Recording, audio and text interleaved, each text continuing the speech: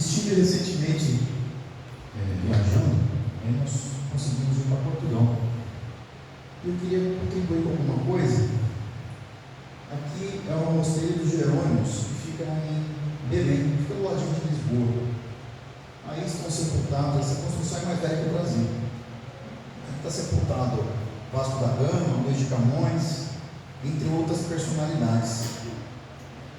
E uma delas, ali em cima, uma visão interna do palácio, né?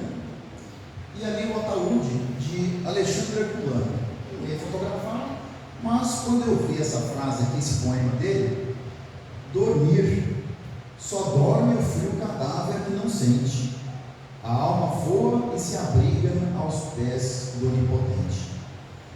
Aí eu falei assim, ai meu Deus do céu, aí eu fotografei e falei, vou ter que fazer uma palestra em cima disso aí, né? Vou achar um tema, não é possível. Achei. Procurando, achei um tema de Paulo de Tarso, que diz assim: ó tu que dormes, desperta e levanta-te de entre os mortos, que o Cristo te iluminará. Então nós encontramos em diversas passagens do Evangelho as expressões despertar, acordar, levantar, todas se referindo à questão do adormecimento, característico do ser humano, né? O processo da evolução se faz da inconsciência para a nossa consciência, do estar para o ser, do transitório para o permanente. O eminente Leon Denis afirmou que o ser dorme no mineral, sonha no vegetal, move-se no animal e desperta no nominal. Ele sublima-se no angelical. Esse pensamento filosófico relacionado com a evolução e a eternidade é de fundamental importância para a compreensão do nosso progresso espiritual.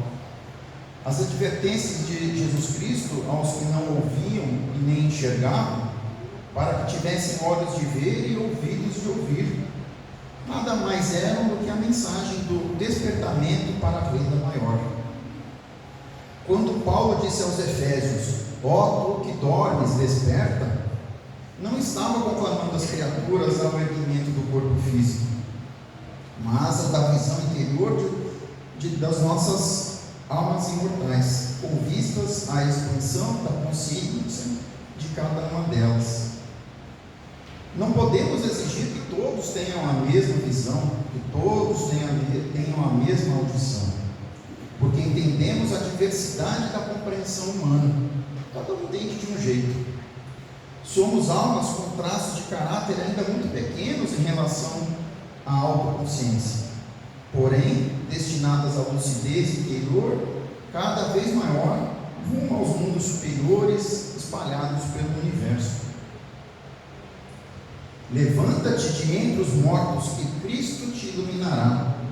Quer dizer, não devemos voltar nossa atenção para modificar somente as coisas de fora, mas para acordar e aprimorar as nossas coisas de dentro. Saiamos, portanto, desse estado de dormência, de sonolência, de inconsciência e imobilidade espiritual, em que transitamos e despertamos nossos potenciais internos.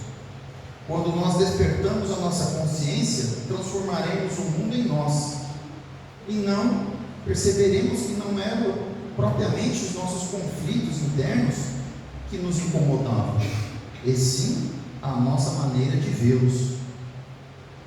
E nesse nosso despertar, nós poderemos obter êxitos ou fracassos. O apóstolo Paulo, ele sabia que no futuro se poderiam extrair coisas úteis de coisas aparentemente inúteis. E em Filemão ele diz assim: outrora ele foi inútil, mas doravante será muito útil a ti, como se tornou para mim.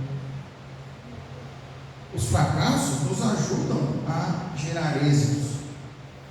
Vamos aceitar as nossas perdas e jamais vamos desanimar no serviço ao bem.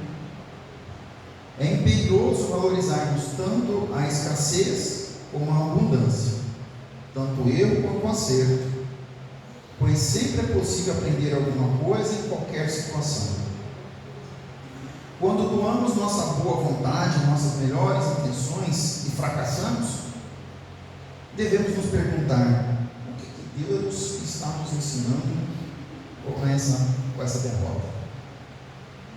O verdadeiro sucesso reside em não tirarmos o devido proveito dos fatos para o nosso desenvolvimento espiritual. Êxito e derrota são duas bandejas que retêm matérias-primas diferentes, mas que nos conduzem ao mesmo legado sublime, que é o aprendizado.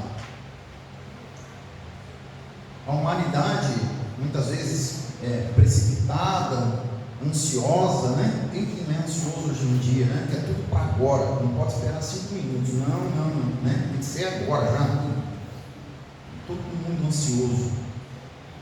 Entretanto, identifica na primeira, né, uma jarda da vitória, e na segunda ele experimenta o alimento insalubre da derrota.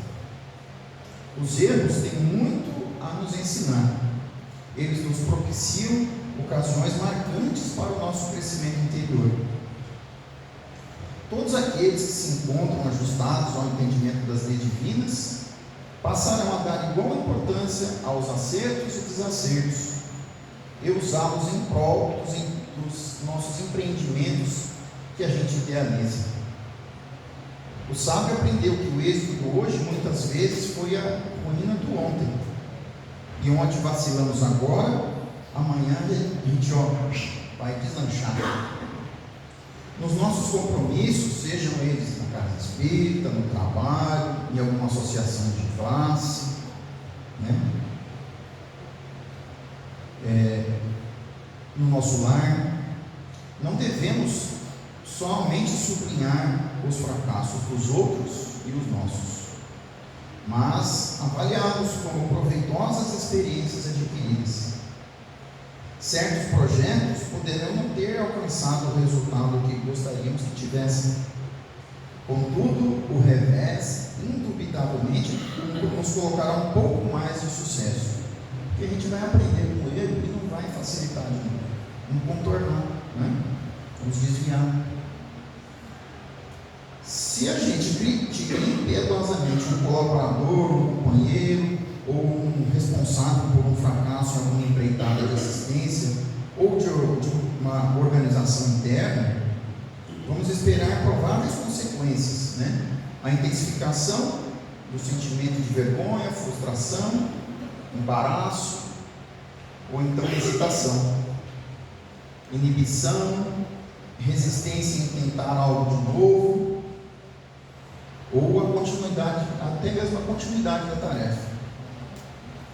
Ante essas crises e desajustes, vamos nos encorajar, vamos exaltar os aspectos positivos daquele empreendimento que não deu certo. E vamos incentivar todos a avançar sem esmorecimento. Vamos adicionar trabalho às nossas existências. E Deus nos abrirá uma nova caminhada de sucesso e um refazimento. Devemos dar todo o crédito, todo o apoio e o crédito aos que tentaram e não obtiveram êxito, pois a grande maioria nem tenta, nem lança as mãos nesses empreendimentos, e tem medo só de tentar. Meu Deus, será que eu vou conseguir? Diante de qualquer desafio ou reveses, vamos esboçar um sorriso esperançoso e promissor, e sigamos avante, contando sempre com as bênçãos do alto. Nós entendemos que um orientador não pode conduzir-se como um cego perante coisas negativas, né? Tem que corrigir a trajetória, desviando constantemente os olhos do fracasso e dessas atitudes errôneas. Quando tiver que lidar com esse insucesso, vamos opinar sobre ele, né? Deverá enfatizar o grupo do lado positivo, ou seja, sempre aquele ensinamento que se esconde por trás dessas ocorrências infelizes. Portanto, a mensagem é: na presença de tempestades e aflições, de ventanias, de fracassos, vamos trabalhar servindo sempre, porque em todo o tempo ou em qualquer situação, a atitude certa é a positividade, pensar positivo e trabalhar no bem. Então a destreza de se extrair o bem de um aparente mal vai gerar uma excelsa substância, a feição de um tesouro valioso que vai energizar os trabalhadores do Evangelho, conduzindo-os ao dever bem cumprido e às excelências da edificação do reino de Deus na terra. E, continuando a minha andança, fui parar numa cidade que chama Évora.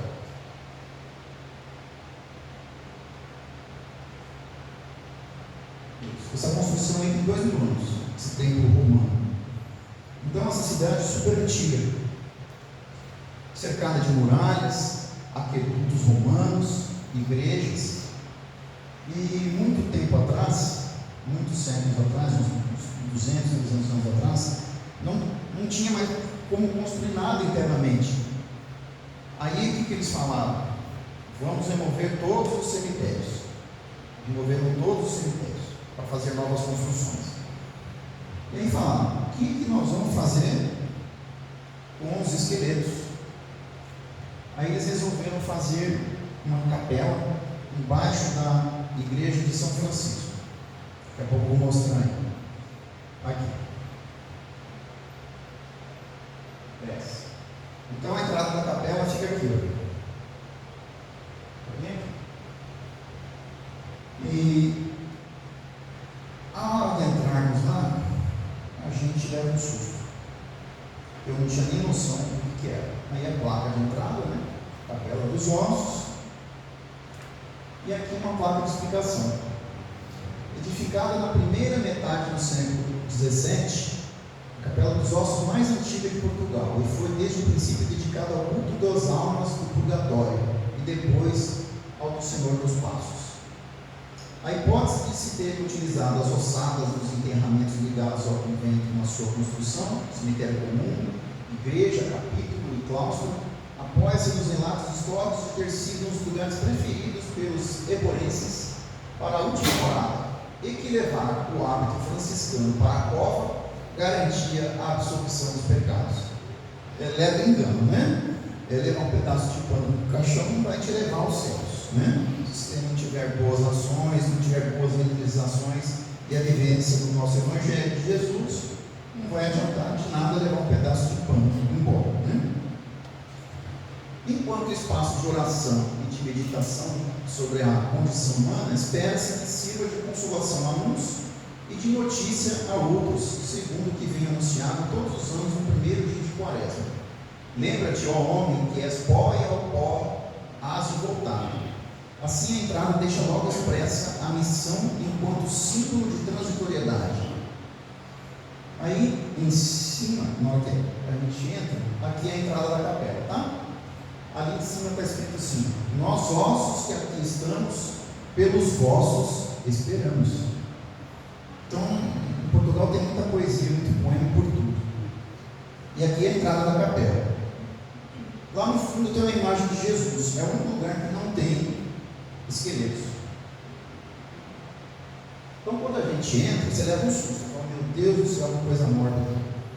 Da onde que os caras tiraram a ideia de fazer um trem desse? Aí é o refeitório dos franciscanos. A igreja fica em cima e aí é o refeitório deles. Então, na hora que você entra assim, depois do choque inicial, que eu não sabia o que era isso aí, não tinha nem noção. Aí você olha, né? Caveira por todo lado, né? Os crânios até em cima, do lado, ossos para todo lado, vértebras, costelas, ossos, todos os mais diversos, né? E você vê que tem assim, ó, até na morte tem arte, né? Tem beleza. Tem beleza.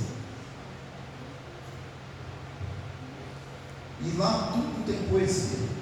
Então tinha uma poesia lá dentro, assim, ó. Existia na capela um quadro, um soneto de autoria de Antônio Ascensão Teles, prior de São Francisco, entre 45 e 48. Agora a entrada do lado direito.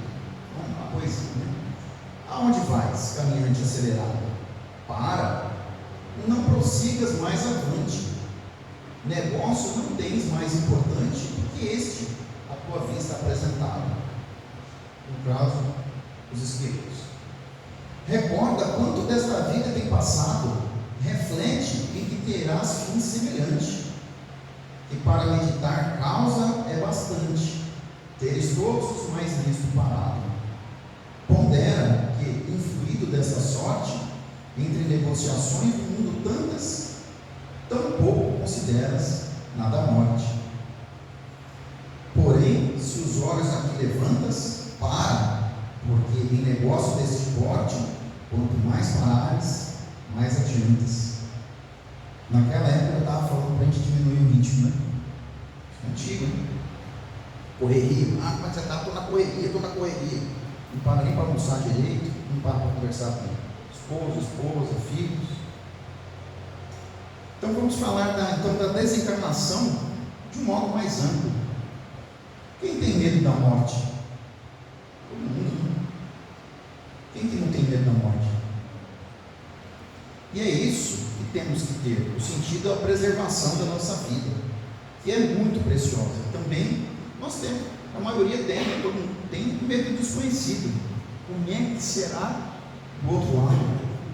Será que existe alguma coisa do lado de lá ou aqui? Finaliza, viramos pó. Como desvendar esses mistérios?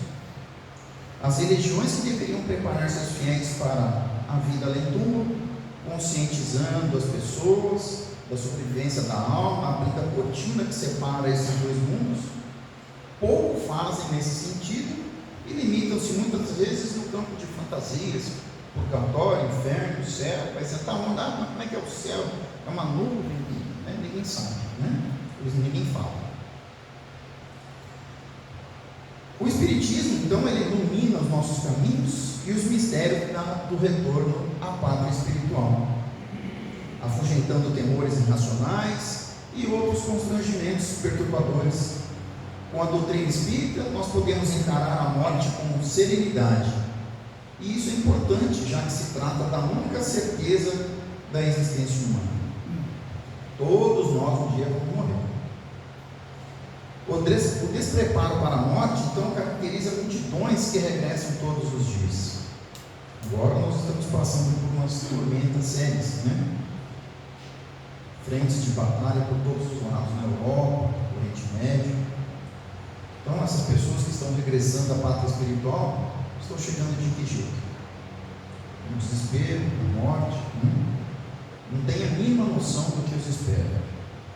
Então são pessoas que jamais meditaram muitas vezes sobre o significado da jornada terrestre, de onde vieram, por que estão no mundo, qual o seu destino. E essas pessoas sem fé e a bagagem das boas ações situam-se muitas vezes perplexas, confusas. O espírita, em face das informações que recebe, certamente aportará com maior segurança no continente invisível, sem grandes problemas para identificar a sua nova situação, mas sempre lembrando que vai depender do que o indivíduo fez aqui, ou na sua jornada terrena aqui, e não do que ele sabe, para poder ingressar nas comunidades venturosas, a cada um segundo as suas obras. É como se fosse um médico, um profissional de saúde, um dentista, fala assim: ó, não fuma porque o fumo faz mal para você, mas ele fuma escondido, né? Todo mundo tem medo da morte, né? Todo mundo conhece aquela história do Chico, quando ele estava num avião, né, que o avião deu a turbulência, começou a chacoalhar, e todo mundo começou a gritar, e o Chico: ah, minha Nossa Senhora, valeu, minha Nossa Senhora. E ele com medo, e o irmão aparece no meio do avião: o que foi, Chico? Ah, eu estou com medo de morrer. Ah, então morra com dignidade, mas pelo amor de Deus, não fica fazendo esse espalpério que você está fazendo aqui. E ele continua gritando: valeu, minha Nossa Senhora. Eu também tinha medo. Divaldo Pereira Franco também tem uma passagem que ele estava com uma infecção de garganta, uma febre alta, estava muito ruim, e a Joana aparece para ele e fala assim: e aí, Divaldo, vamos trabalhar? Ah, não posso. Por que você não pode? Estou com febre, eu estou 90% morto. Ah, é? E 100% mora, estou aqui trabalhando, vamos trabalhar também. Não vai ter folga não, tem que trabalhar. Então até eles, né? Tem medo. Se eles que são pessoas com um vigor espiritual da mais alta, vamos falar assim, estirpe, né? Não sei nem se pode falar assim. Imagina nós, né? Réis mortais. Então, na questão 150 do Livro dos Espíritos, a alma após a morte conserva a sua individualidade? Allan Kardec pergunta. Sim, jamais a perde. Que seria ela se não a conservasse? Na questão 135, há no homem alguma coisa além de alma e do corpo? Os Espíritos respondem: há o laço que liga os dois. E do que é feito? É semimaterial, é intermediário. É preciso que seja assim para que os dois possam se comunicar um com o outro. Kardec então nos fala que o homem é formado por partes essenciais: corpo, alma e perispírito. O apóstolo Paulo, ele reporta-se ao perispírito quando diz na segunda epístola aos Coríntios, abre aspas, conheço um homem em Cristo que há 14 anos, se no corpo não sei, se fora do corpo também não sei. Deus o sabe. Foi arrebatado até o terceiro céu. E sei que o homem foi arrebatado ao paraíso e ouviu palavras inefáveis, de que ao homem não é lícito falar. Ele falava de si mesmo. Enquanto ele dormia, ele foi levado às esferas superiores e viu o terceiro céu, né? Na primeira epístola ele nos fala em corpos celestes e corpos terrestres. Vou contar uma anedotinha, uma historinha bem curtinha. Um homem transitava por uma estrada deserta, escura, não tinha uma luz, não tinha estrela, não tinha lua, não tinha nada. E ele seguia a princípio, porque ele sabia que ali era um caminho meio perigoso, às vezes tinha assaltos e tal, mas ele não tinha jeito, ele tinha que passar por ali. E aí ele percebeu que alguém o acompanhava. Ele andava e ele ouvia uns passos atrás. Ele andava, aí ele começou a apertar o passo. Estava quase correndo. E o cara atrás dele. E ele começou a correr. Correu, aí desinvestou correr. No que ele passou atrás de uma aí apareceu um poste com uma luz. Aí ele parou e olhou, aí ele passou medo. Ele viu que era apenas um jumentinho que o seguia.